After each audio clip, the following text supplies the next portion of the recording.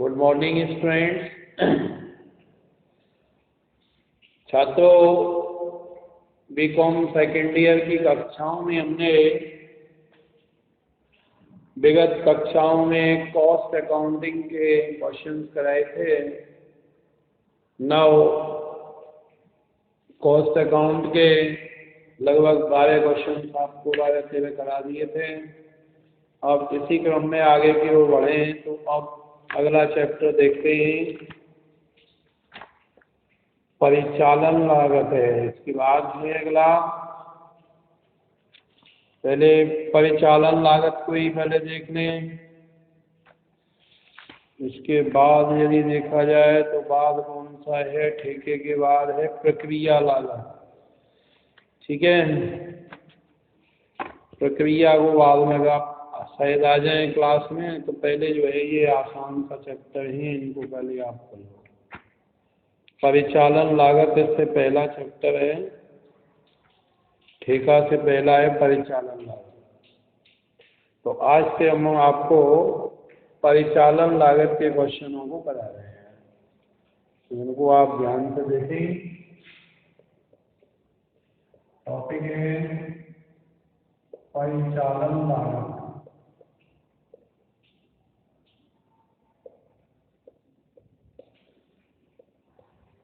Operating cost, operating. ठीक है, अनेक संस्थाओं में वस्तुओं का उत्पादन नहीं किया जाता है। कई ऐसी संस्थाएं होती हैं जो कोई प्रोडक्शन नहीं करती हैं, कोई उत्पादन नहीं करती हैं, बल्कि कुछ सेवाएं प्रदान करती हैं। जैसे बस यातायात कंपनी, ट्रक यातायात कंपनी, रेलवे कंपनी। यातायात कंपनी द्वारा यात्रियों व माल के आवागमन की सुविधा प्रदान की जाती है। जल प्रदाय कंपनी, पानी व विद्युत कंपनी, ये जो है पानी व विद्युत प्रदाय कंपनी जलापूर्ति या विद्युत आपूर्ति की सेवा को प्रदान करती है। वस्तुओं की लागत की भांति ही इन सेवाओं की भी लागत होती है। अतः ये संस्थाएं अपने द्वारा प्रदान की जाने वाली सेवाओं की प्रति इकाई लागत जानना चाहती हैं, जिससे कि वे प्रदान की गई सेवा का प्रति इकाई मूल्य निर्धारित कर सके। सेवा की प्रति इकाई लागत ज्ञात करने के लिए प्रयोग की जाने वाली विधि को परिचालन लागत विधि या सेवा लागत विधि कहा जाता है। CIMA लंदन ने भी परिचालन लागत को सेवा प्रदान करने की लागत के रूप में परिभाषित किया है। परिचालन लागत निर्धारण करने का कार्य अनेक चरणों में पूरा किया जाता है। ये जो सेवा प्रदान करने वाली कंपनियां हैं, ये आंतरिक अथवा बाह्य हो सकती हैं। जब सेवाएं कारखाने में भी हों तो इन्हें अंतर विभागीय आधार पर ही कैलकुलेट किया जाता है, तो उन्हें आंतरिक सेवाएं कहा जाता है। परंतु जब सेवाएं बाहरी व्यक्तियों को प्रदान की जाती हैं तो उन्हें बाह्य सेवा कहा जाता है। उदाहरण के लिए कारखाने के स्वयं के शक्ति गृह से गैस या बिजली की पूर्ति करना, कारखाने में कैंटीन से भोजन आदि की व्यवस्था करना, बॉयलर गृह से भाप की पूर्ति करना आदि आंतरिक सेवाएं, जबकि जन साधारण को गैस, बिजली, पानी की आपूर्ति करना अथवा होटल, सिनेमा, यातायात आदि की सुविधा करना बाह्य सेवा है। परिचालन लागत निर्धारण विधि इकाई लागत निर्धारण विधि का ही एक रूप है। CIMA लंदन ने परिचालन लागत निर्धारण विधि का प्रयोग वहाँ किया है जहाँ किसी संस्था अथवा संस्था के लागत केंद्र द्वारा प्रमापित सेवाएं प्रदान की जाती हैं। ठीक है छात्रों, अब परिचालन लागत विधि आप समझ चुकी हैं। उन संस्थाओं द्वारा प्रयोग में लाई जाती हैं जो सेवाएं प्रदान कर रही हैं। सेवाएं प्रदान की गई करने वाले संस्थाएं इन लागत विधि का उपयोग करती हैं। प्रदान की जाने वाली सेवाओं की अनेक प्रकृतियां हो सकती हैं, जैसे परिवहन सेवाएं। इसमें बस एवं ट्रक, यातायात, रेलवे, ट्रामवे, वायु सेवा आदि को सम्मिलित किया जाता है। इस प्रकार की गई सेवा यात्री सामान अथवा डाक ले जाने के लिए दी जा सकती है। विद्युत, पानी एवं गैस आदि की आपूर्ति संबंधी सेवाएं। इस प्रकार की सेवाएं प्रायः सरकारी, अर्ध सरकारी तंत्र द्वारा प्रदान की जाती हैं तथा प्रत्येक प्रकार की सेवाओं के लिए अलग प्रकार की लागत इकाई का प्रयोग किया जाता है। होटल एवं आवास संबंधी सेवाएं। इस प्रकार की सेवाओं के संबंध में आवास तथा भोजन संबंधी सुविधाओं की लागत अलग अलग ज्ञात की जाती है। कैंटीन एवं मनोरंजन संबंधी सेवाएं। कैंटीन किसी विभाग अथवा जनसाधारण के लिए सेवाएं प्रदान करती है। कैंटीन द्वारा अनेक प्रकार के खाद्य एवं पेय पदार्थ की आपूर्ति की जाती है, जिसमें से प्रत्येक के लिए अलग अलग प्रति इकाई लागत ज्ञात की जाती है। ठीक है साहब। कैंटीन एवं मनोरंजन संबंधी सेवाएं आपकी समझ में आ गई होंगी। अन्य सेवाएं भी कुछ होती हैं, जैसे सेवा प्रदान करने वाले उद्योगों का निरंतर आज के समय में विकास होता चला जा रहा है। अतः सभी प्रकार की सेवाएं प्रदान करने वाली संस्थाओं को निश्चित वर्गों में बांट पाना मुश्किल है। प्रमुख रूप से उपरोक्त के अतिरिक्त सिनेमा, अस्पताल, पुस्तकालय, सड़क मरम्मत, मार्ग में प्रकाश व्यवस्था, चार्टर्ड अकाउंटेंट के रूप में सेवाएं प्रदान करने वाली सेवाएं आदि हो सकती हैं। परिचालन व्ययों का वर्गीकरण। परिचालन व्ययों का वर्गीकरण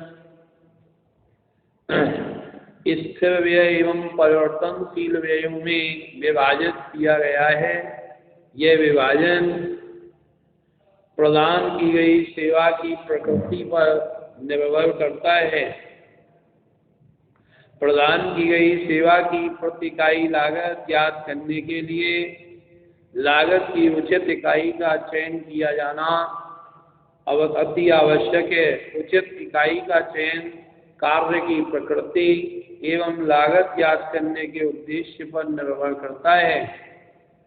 जैसे उदाहरण के लिए कि यात्री परिवहन कंपनी यह जानना चाहती है कि एक यात्री को 1 किलोमीटर की दूरी तक ले जाने की लागत क्या होगी, अथवा एक विद्युत कंपनी के लिए 1 किलोवाट विद्युत 1 घंटे तक प्रदान करने की लागत क्या होगी।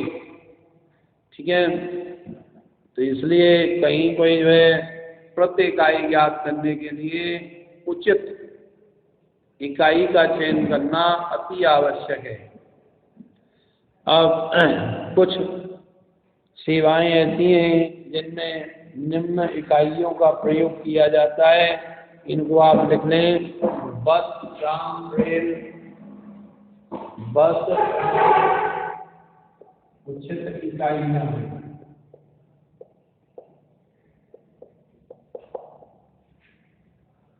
ठीक है, बस, रेल, ट्राम,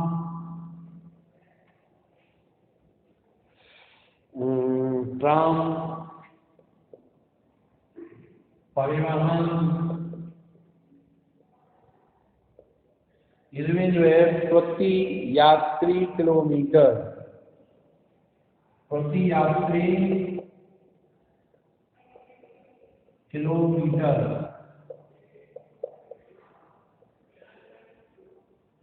ये हम प्रति उचित इकाई ले सकते हैं। एक यात्री का कितना व्यय होता है। नंबर 2, माल परिवहन। ये तो यात्री परिवहन था। माल परिवहन, माल ढोने वाले जो है ट्रक है, मालगाड़ी है, इनके लिए प्रति टन किलोमीटर, प्रति टन किलोमीटर। ठीक है। विद्युत आपूर्ति कंपनियों के लिए,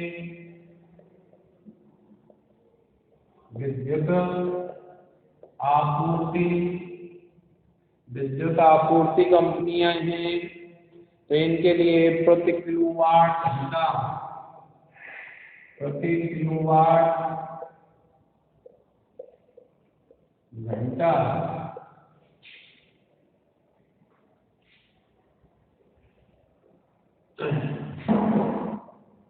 नेक्स्ट है जल आपूर्ति।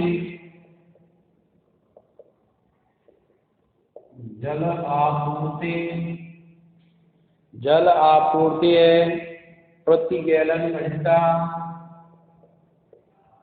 प्रति गैलन घंटा। ठीक है।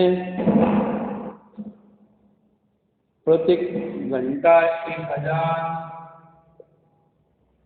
प्रति घंटा 1000। ठीक है। अस्पताल के लिए,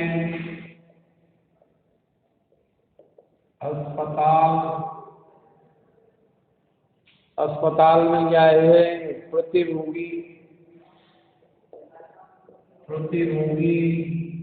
या प्रति दिवस, प्रति रोगी मान सकते हैं या प्रति दिवस। ठीक है। कैंटीन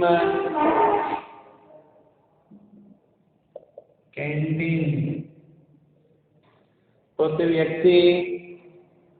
व्यक्ति भोजन, प्रति व्यक्ति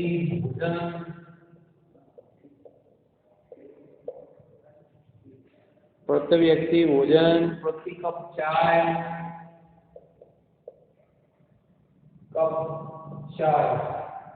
ठीक है, ये माना जा सकता है। इसके बाद सिनेमा घर में प्रति व्यक्ति प्रति शो, सिनेमा घरों में प्रति व्यक्ति या प्रति शो।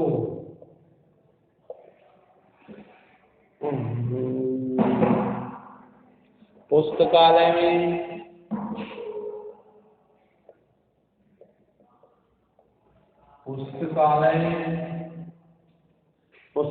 में प्रति सदस्य प्रतिदिन,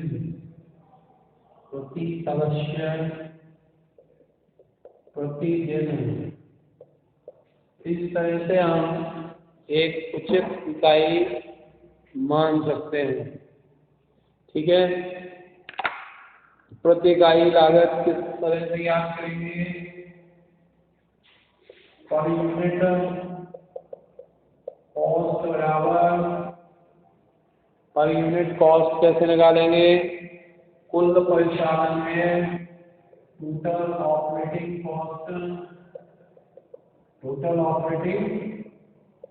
बटे कुल परिचालन इकाई की संख्या, total operating unit, number of total operating unit, number of total operating unit, एक पर यूनिट निकल आएगा। ठीक है छात्रों। परिचालन लागत निर्धारण किस तरह से करेंगे ये आपको बताएंगे। पहले आप इनको नोट कर लीजिए। नीचे तक आपको दिख रहा होगा।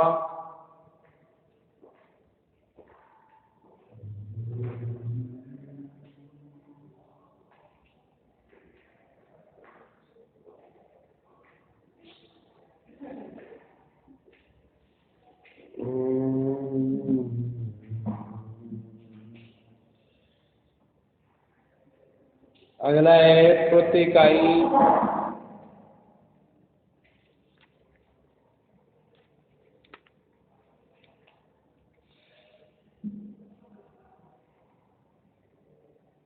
परिवहन व्ययों का। नाउ हम पहले परिवहन वाले जो संस्थाएं हैं उनका अध्ययन करेंगे। ठीक है, परिवहन व्ययों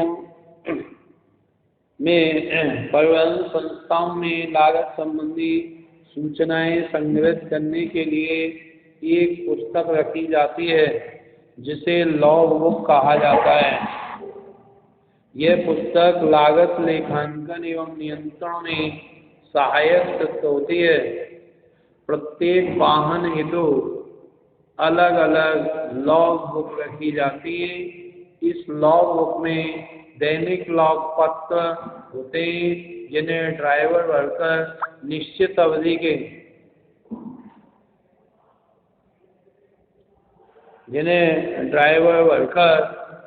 अवधि के बाद यातायात प्रबंधक को प्रस्तुत कर देता है। दैनिक लॉग पत्र के 3 भाग होते हैं। पहला भाग, प्रथम भाग में वाहन संख्या, ड्राइवर का नाम, गाड़ी की किस्म, रजिस्ट्रेशन संख्या, क्रय तिथि, गाड़ी की क्षमता, बीमा संबंधी जानकारी, अनुमानित जीवन काल तथा गाड़ी के गैरेज से जाने व आने का समय अंकित होता है। इस भाग में वर्णित सूचनाओं से स्थायी व्ययों की गणना कर ली जाती है। द्वितीय भाग में वाहन, बस या ट्रक द्वारा तय की गई दूरी, ट्रक की संख्या, ढोया गया भार, गाड़ी का प्रस्थान समय व गंतव्य स्थान पर पहुंचने का समय आदि का उल्लेख किया जाता है। तृतीय भाग में वाहन द्वारा उपयोग किया गया ईंधन, तेल, ग्रीस का विवरण, ड्राइवर, कंडक्टर व खलासी का नाम तथा उनके द्वारा व्यतीत किया गया समय तथा अन्य सूचनाएं लिखी रहती है। परिवहन व्ययों का वर्गीकरण। परिवहन व्ययों को 2 वर्गों में बांटा गया है। नंबर 1 स्थायी व्यय और नंबर 2 परिवर्तनशील व्यय। फिक्स चार्ज ऐसे व्यय जिनका संबंध गाड़ी के परिचालन से नहीं होता बल्कि समय से होता है, स्थायी व्यय कहे जाते हैं। इस वर्ग में लाइसेंस फीस, बीमा प्रीमियम, सड़क कर, गैरेज किराया, वाहन कर, कार्यालय कर्मचारी एवं पर्यवेक्षण कर्मचारियों का वेतन, संचालकों की फीस, पूंजी पर ब्याज तथा चालक, परिचालक एवं खलासी की मजदूरी आदि का उल्लेख किया जाता है। ठीक है, अगला है परिवर्तनशील व्यय। परिवर्तनशील व्यय का तात्पर्य वेरिएबल एक्सपेंसेस। इनका संबंध गाड़ी के परिचालन से है, जैसे वाहन का ह्रास, diesel, petrol, Mobil oil, tyre tube तथा बैटरी का ह्रास, चालक, परिचालक एवं खलासी की मजदूरी यदि तय की गई दूरी के हिसाब से चुकाई गई है तो। मरम्मत व्यय वाहन की सफाई, एवं धुलाई, गैस एवं बिजली व्यय आदि के व्ययों को इस श्रेणी में लिखा जाता है। परिवहन इकाइयों की गणना करना, ऐसे तो मिश्रित इकाइयों की गणना की जाती है। यात्री बसों के लिए प्रति यात्री किलोमीटर एवं मालवाहक गाड़ियों के लिए प्रति टन किलोमीटर की गणना की जाती है। टन किलोमीटर ज्ञात करने के लिए दो विधियां हैं, परिशुद्ध टन किलोमीटर और वाणिज्यिक टन किलोमीटर। परिशुद्ध टन किलोमीटर ज्ञात करने के लिए एक स्टेशन से दूसरे स्टेशन तक की यात्रा को एक स्वतंत्र यात्रा माना जाता है और उस दूरी को ढोए गए भार से गुणा करके टन किलोमीटर ज्ञात कर लिया जाता है। इस प्रकार पूर्ण यात्रा में जितने स्टेशन होंगे उन सबके अलग अलग टन किलोमीटर ज्ञात करके योग लगा लिया जाता है। इस योग को ही परिशुद्ध टन किलोमीटर कहा जाता है। परिशुद्ध टन किलोमीटर को निम्नलिखित सूत्र के द्वारा भी ज्ञात कर सकते हैं।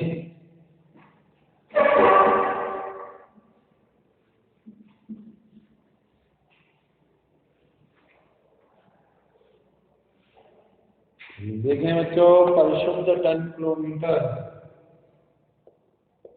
परिशुद्ध टन किलोमीटर, परिशुद्ध टन किलोमीटर यानी एब्सोल्यूट टन किलोमीटर कैसे निकालेंगे?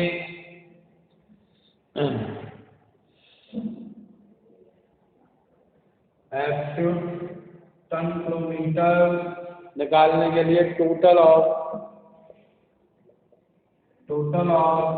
इंडिविजुअल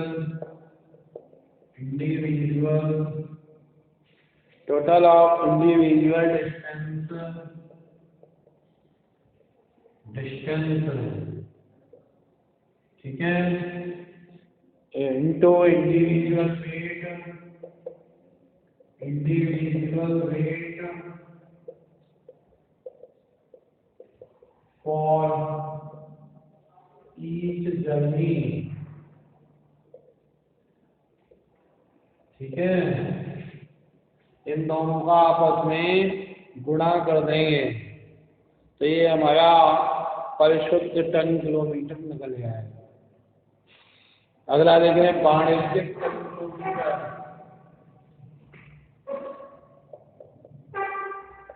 वाणिज्यिक टन किलोमीटर, वाणिज्यिक टन किलोमीटर कैसे निकालेंगे छात्रों? वाणिज्यिक टन किलोमीटर निकालने के लिए total distance of whole journey, पूरी यात्रा के कुल kilometre, total distance of whole journey, ठीक है।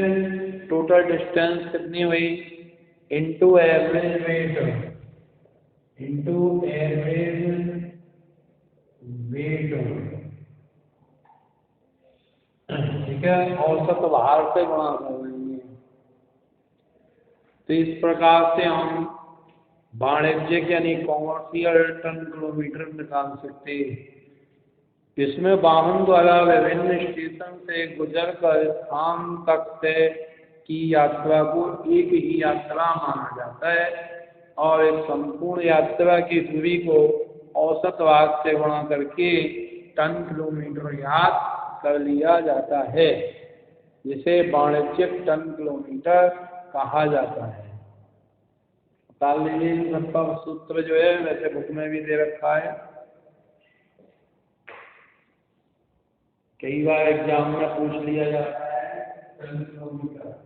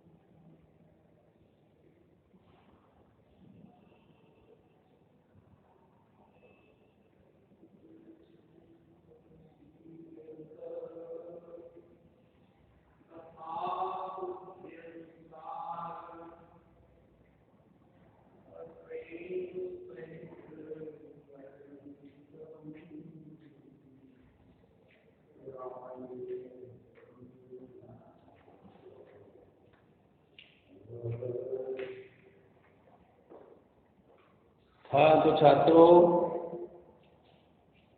आपने उतार लिया होगा। अगला देखिए।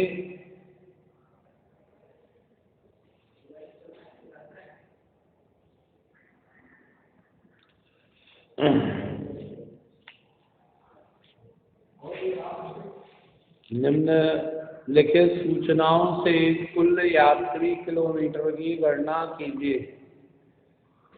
अब यात्री किलोमीटर निकालने हैं। यात्री किलोमीटर का एक सूत्र होता है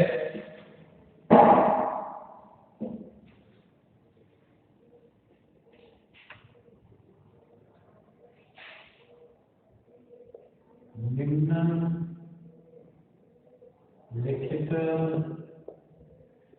सूचनाओं से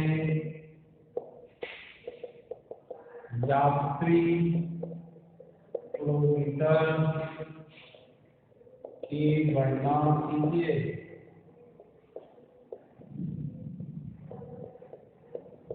तो पैसेंजर, टोटल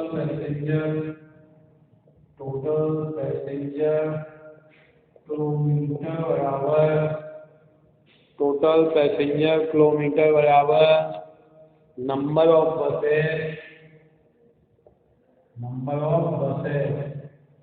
आपके पास कितना व्हीकल्स है वो गुणा डेज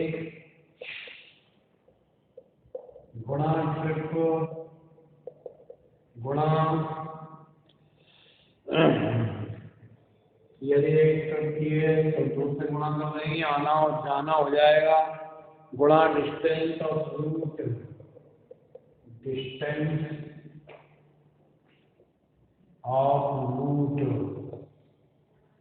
ठीक है, डिस्टेंस ऑफ रूट।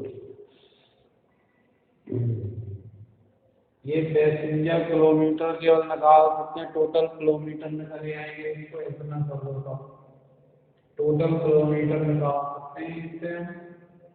और टोटल पैसेंजर किलोमीटर निकालना है, पैसेंजर किलोमीटर।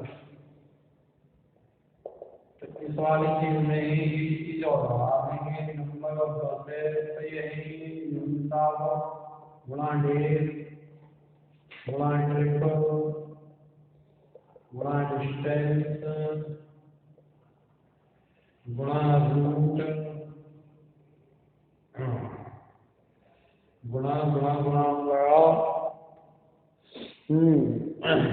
क्षमता है, कैपेसिटी कितनी क्षमता है, गुणा है जी कितने आदमियों को ले जाया जा रहा है, ठीक है, डिस्टेंस गुणा परसेंटेज और पैसेंजर कितने परसेंट ले जा रहे हैं, ठीक है। इसके आधार पर हम टोटल पैसेंजर किलोमीटर निकाल सकते हैं। इनको उतार लीजिए।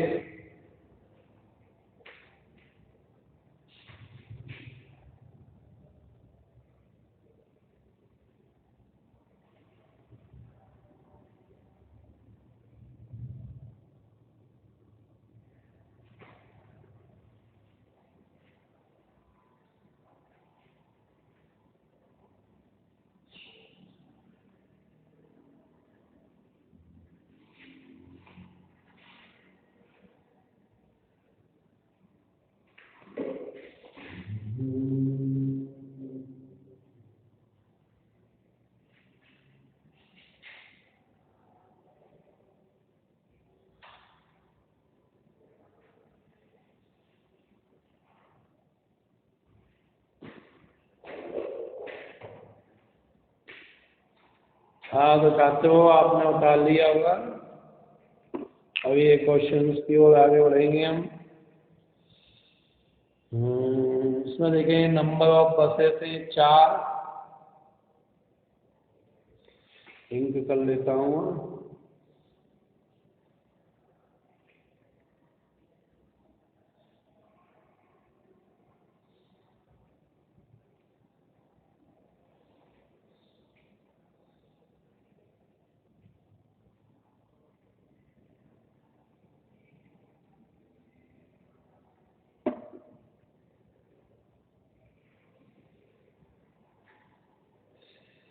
हाँ छात्रों देखिए, नंबर ऑफ बसेस इस क्वेश्चन में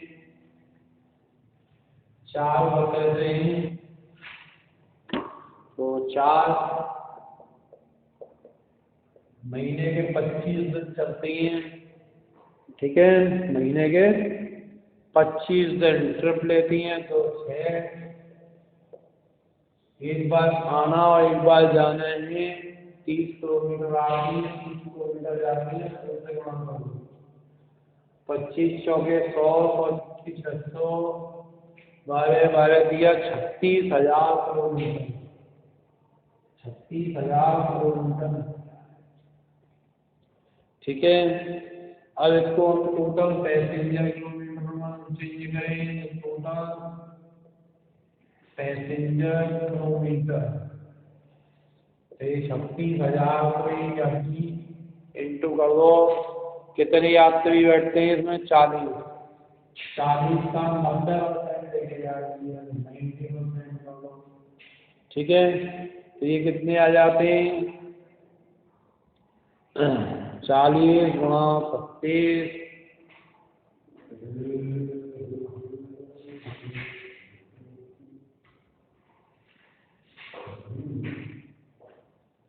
36,000 गुणा 40, 40 गुणा 90%,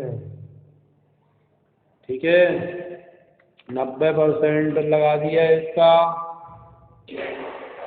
तो कितना आया, 12,96,000 पैसेंजर किलोमीटर। ये 80% है, 80 का दो, इसको 80% का दो, 36,000 गुणा 40 गुणा 80%, तो आ गया 11,52,000, 11,52,000 पैसेंजर किलोमीटर, पैसेंजर किलोमीटर, ठीक है। तो इस प्रकार से इसको हम निकाल लेंगे। हाँ तो छात्रों यहाँ तक इसको उतार लीजिए, और बी है, निम्नलिखित से कुल टन किलोमीटर ज्ञात कीजिए। नंबर ऑफ लॉरीज है, नंबर ऑफ लॉरीज 10, संबंध गुणांक लगा लो, हाँ यही चल रहा है, वीडियो तक हम भेजे हैं, तो ठीक है कौन चाहिए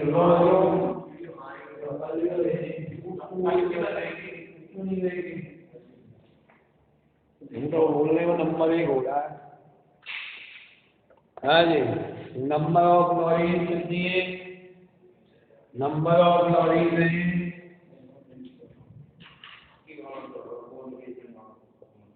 लॉरीज, नंबर ऑफ लॉरीज हैं 10, ठीक है, और ऑपरेटिंग डेज है 25, गुणा डेज से गुणा कर दिया, इंटू ट्रिप, ट्रिप का जो है 5 ट्रिपिंग, ट्रिप का मतलब आना और जाना, ट्रिप डिस्टेंस कितनी है, 40 किलोमीटर, 40 किलोमीटर है कवर्ड पर ट्रिप, ठीक है, 40 किलोमीटर जो है जाती और आती है, ट्रिप का मतलब होता है आना और जाना, ठीक है, 40 किलोमीटर, कैपेसिटी 5 टन की कैपेसिटी है, 5 टन, और इसकी जो क्षमता है वह 70% और 10% ट्रक मरम्मत के लिए रखे वैसे, तो 70 है, 70 में से 70% और 10% खड़े ही रहते हैं ये ट्रक, 5 टन का 10% कितना होता है? 0.5।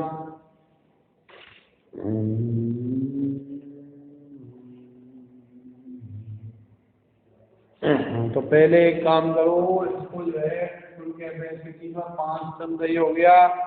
अब ये 70% पे चल रहा है, 70/100। और इंटू कर दीजिए, इंटू करेंगे 10 गुणा 25,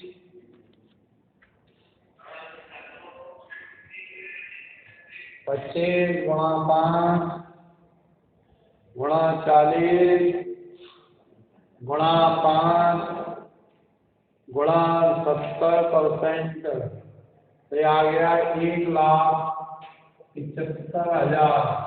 1,75,000। अब इसमें कहा 10% ट्रक खड़े रहते हैं।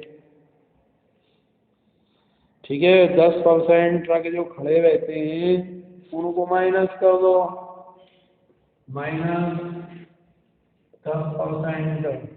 तो 1,75,000 का 10% कितना हो गया? 17,500। हटा दो तो 1,57,500 पैसेंजर किलोमीटर आ जाएंगे।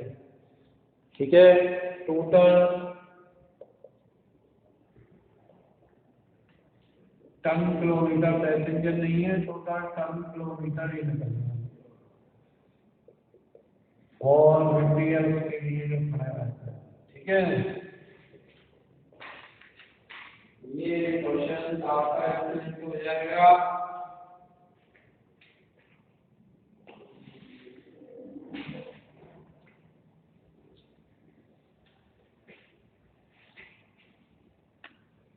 नेक्स्ट क्वेश्चन देखें। इसने कहा है निम्नलिखित समांकों से डीजल की लागत ज्ञात कीजिए। Calculate cost of diesel from the following data. बस रन इन ए मंथ। एक महीने में बस चलती है 15,000 किलोमीटर। रन कितनी करती है? 15,000 kilometre. 15,000 kilometre. 1 litre diesel require 10 kilometre. यानी 1 लीटर डीजल से, 1 लीटर डीजल से कितनी चलती है? 10 किलोमीटर। कितना तेल चाहिएगा? हाँ भाई बच्चों, यहाँ बैठे हो तुम ही बताओ, बाद में देखना है इसको। हेलो, बस जो चली 15,000 किलोमीटर, 1 लीटर में 10 किलोमीटर चलती है। तो 15,000 के लिए कितनी चाहिएगा तेल? 15,000 भागित 10, यानी 1,500 लीटर तेल चाहिए। कितना चाहिए? 1,500 लीटर। और रेट क्या है इसका? 20 रुपया पर लीटर है। 1,500 इंटू 20 कर दीजिए। 1,500 इंटू 20 कितने का तेल हो गया? 30,000 रुपये का तेल। टोटल जो है cost of diesel, cost of diesel आ गया 30,000। उतार लीजिए इसको। तुम मत उतारो, तुम्हारी तो कोई काम नहीं है, अगले साल है काम। हाँ, क्वेश्चन और कर दो।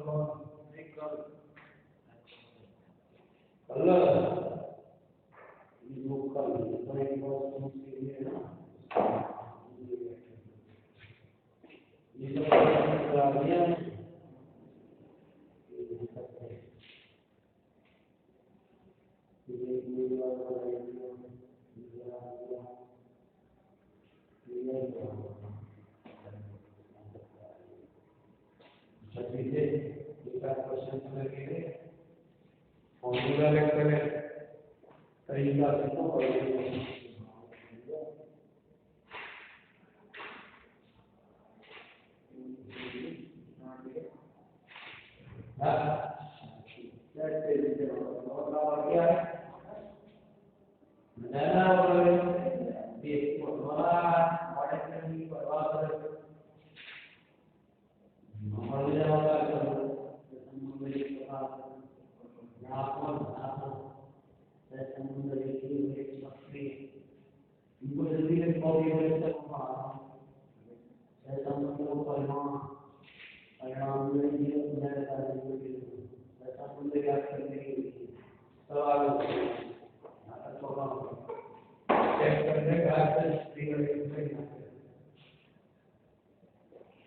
तारीख द्वारा के पाठ को नाम लिख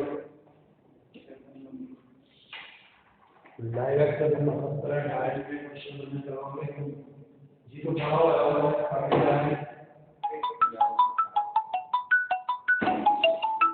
होना है।